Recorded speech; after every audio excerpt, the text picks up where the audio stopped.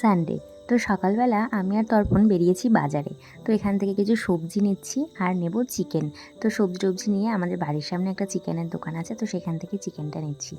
আর আজকে না বাইরে মারাত্মক গরম পড়েছে, এত গরম কি বলবো।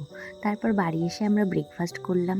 আর ব্রেকফাস্ট করতে করতে না আমাদের গ্রসারি অর্ডার দেওয়া ছিল ফ্লিপকার্ট থেকে, তো সেগুলো চলে এসেছিলো। তো সেগুলোই আমাকে এখন গোছাতে হবে। আর ঘরের অবস্থাটাও একদম খারাপ, তো ঘরটাকেও গোছাতে হবে। তার মধ্যে যে লালু চলে এসেছে, আর ওকে আমি একটু রুটি দিলাম। আর ও না রোজ আসে সকাল বিকেল দুবেলা করে, ওই দেখো রুটি খেতে আরম্ভ করে দিয়েছে। তারপর চলো এবার আমি ঘরটা গুছিয়ে ফেলি, কারণ অনেকটাই বেলা হয়ে গেছে। আর সকালবেলা উঠে আগে কাজবাজগুলো করছিলাম, তো ঘরের দিকে একদম খেয়াল দেওয়া হয়নি। তো এই জন্য একদম কাজবাজ সব সেরে এখন আমি ঘরটা গোছাতে এসেছি। আমি বেসিক্যালি তাই করি, যেগুলো আগে থাকে কাজ সেগুলো করে নিই। চলো এখন আমি এগুলো সব গুছিয়ে ফেলি। অনেক খাবার দাবার অর্ডার দিয়েছে তর্পণ, আর প্রতিবারই তাই করে, যা যা খেতে ভালোবাসি প্রতিবারই তাই অর্ডার করে। আমাকে মানে জানায়ও না কী কী অর্ডার করলো। তো আগে ড্রাই ফ্রুটসগুলো আমি সব রেখে দিচ্ছি। আর তার মধ্যে আমার আরেকটা পার্সেল চলে এসেছে, তো এইগুলো তোমাদেরকে আমি পরে শেয়ার করব। তার মধ্যে আজকে আরেকটা পার্সেল চলে এসেছে, আজকে না সব পরপর ডেলিভারি ছিল। তারপর আমরা এখন একটু এসেছি ছাদে, তো চিকেন রান্না করছিলাম। আর তার মধ্যে আমি কটা রুটি নিয়ে এসেছি পাখিদের দেবো বলে। তো একটু পরে দেখতে পাবে ওরা সব চলে আসবে। আর হালকা হালকা মেঘও করছে, জানি না বৃষ্টি হবে কি না, কারণ এত গরম পড়েছে কি বলবো। আর বলতে বলতে ওই দেখো কয়েকটা পাখি ঠিক চলে এসেছে। আর ওরা না ওইখানে রুটি দিলে না অনেকগুলো একসাথে আসে, আর একটার মুখে করে এক একটা নিয়ে পালিয়ে যায়। তো কেউ মানে কাউকে ছাড়বে না, এরকম একটা ব্যাপার। তারপর আমাদের চিকেনটা কষা হয়ে গেছে, আর আমি এখন টেস্ট করব। আমার বর না খুব ভালো চিকেন রান্না করে, রবিবার মানেই আমার বরের হাতের চিকেন কষা, যেটা খেতে আমি ভীষণ ভীষণ ভালোবাসি। তো তোমাদের বরেরা কী কী রান্না করে তোমাদের খাওয়ায়, তো কমেন্টে প্লিজ জানিও আমাকে। আর তর্পণের এক স্টুডেন্ট আমার জন্য এই দুটো লজেন্স পাঠিয়েছিল, মানে জেলি বলে এগুলোকে। আমার না এগুলো খুব ভালো লাগে খেতে, ছোটোবেলায় আমি খুব খেতাম, তো আমি খুব খুশি হয়েছি।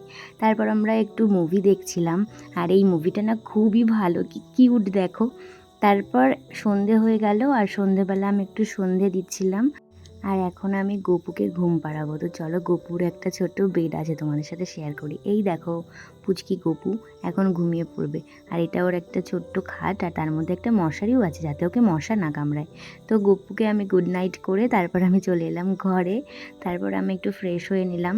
আর আজকে তেমন রাতে রান্নাবান্না নেই, কারণ আজকে চিকেন করা আছে আর ভাতও আছে, তো এই কারণে ভাবলাম আজকে আর করবো না কিছু। আর তর্পণের এক জায়গায় ইনভাইট আছে, তো ও সেখানে গেছে, ও রাতে এসে জানি না খাবে কি না। আর না খেলে আমি ভাতটাই খেয়ে নেবো, তো এই কারণে আমি আজকে আর রুটি বানাবো না। তর্পণ তো ভাত একদমই খায় না, ওর জন্য রুটি করতে হতো, বাট ওর যেহেতু ইনভাইট আছে, তো এই কারণে ভাবলাম আজকে চলো একটু কাজ নিয়ে বসা যাক, একটু নেল আর্ট করবো নতুন কিছু। তো আজ সারাদিন তেমনভাবে স্কিন কেয়ার করা হয়নি, তাই ভাবলাম একটু টোনার দিয়ে নিই আর একটু লিপ বাম, তো তাহলেই হয়ে যাবে। আর ভাল লাগছিল না। তারপর আমি একটুখানি ব্রেড আর জ্যাম খেয়ে নিলাম, কারণ আজকে আর কিছু করতে ইচ্ছা করছিল না। কারণ তর্পণ থাকলে আমি এটা ওটা বানাই, বাট একার জন্য না সত্যিই ইচ্ছে করে না। তোমাদের কি এরকম হয় আমার মতন, যে না থাকলে পরে কেউ একার জন্য কিছু বানাতে ইচ্ছা করে না? আমার না সত্যি তাই হয়, আমার একার জন্য না বানাতে ইচ্ছে করে না। মনে হয় যদি থাকতো তাহলে একসাথে রান্না করে একসাথে খেতাম, ভাল লাগতো। তো এই জন্য ভাবলাম যে যা আছে তাই খাই আজকে। তেমন কিছু খিদেও পাইনি, তো ভাবলাম যে একটু খেয়ে নিই, একটু কাজ নিয়ে বসার আছে, তো এই কারণে খেতে খেতে ভাবলাম যে আমার ভিডিও কটা একটু দেখে নিই। তো আমার ভিডিওগুলো আর ব্লগগুলো দেখতে বসেছি একটু, তারপর নিয়ে কাজ নিয়ে বসবো।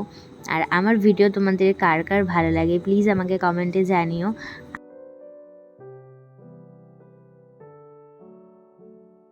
কাজ নিয়ে বসবো বলে সমস্ত কিছু রেডি করছি, তার মধ্যেই চলে গেল কারেন্ট। তো এবার দেখা যাক কারেন্টটা কখন আসে। কী যে হচ্ছে দুদিন ধরে, বারবার যায় আর আসে।